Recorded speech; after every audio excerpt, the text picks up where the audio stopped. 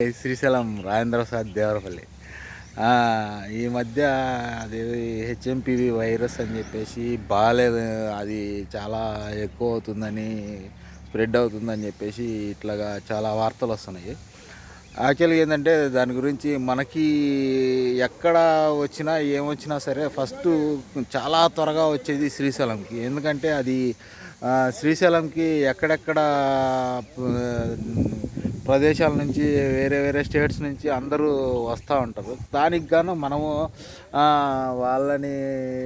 వాళ్ళతోటి మనం కొంచెం జాగ్రత్తగా ఉండాలి. ఎందుకంటే మరీ ముఖ్యంగా డ్రైవర్లు, శ్రీశైలంలో పనిచేసే వాళ్ళు, ఇంకా ఎవరైనా శ్రీశైలంకి వెళ్ళి మనము డైలీ వెళ్ళే వాళ్ళము, మనము దాన్ని నివారించే కంటే కూడా మనము మన జాగ్రత్తలో ఉండి మన పనులు చేసుకొని చాలా వరకు అందరితోటి అవసరం వరకే కలిసి, అవసరం లేనప్పుడు అవాయిడ్ చేసి మనల్ని మనం కాపాడుకుందాం, మన కుటుంబాన్ని మనం కాపాడుకుందాం, తర్వాత మన ఊరిని మనం కాపాడుకుందాం.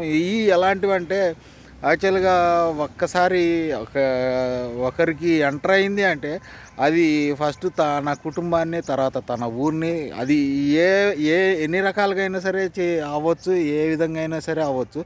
దానికోసము నేను చెప్పేది ఏంటంటే అసలు దాని గురించి ఆలోచించకుండా ఫస్ట్ రానియకుండానే నిర్మూలిద్దాము. ఇంకోటి ఏంటంటే ఇక్కడికి వచ్చే భక్తులకు కూడా నేను చెప్పేది ఏంటంటే చాలా వరకు జాగ్రత్తగా ఉండండి. ఏం చేసినా సరే ముఖ్యమంత్రి చంద్రబాబు నాయుడు గారు చెప్పినట్టు శుభ్రంగా 20 సెకండ్స్ కంపల్సరీ చేతులు బాగా సబ్బుతోటి కడుక్కోండి. దాన్ని రానియకుండానే అవాయిడ్ చేద్దాము. Okay, thank you. అంతా హ్యాపీగా ఉండండి. Okay, thank you.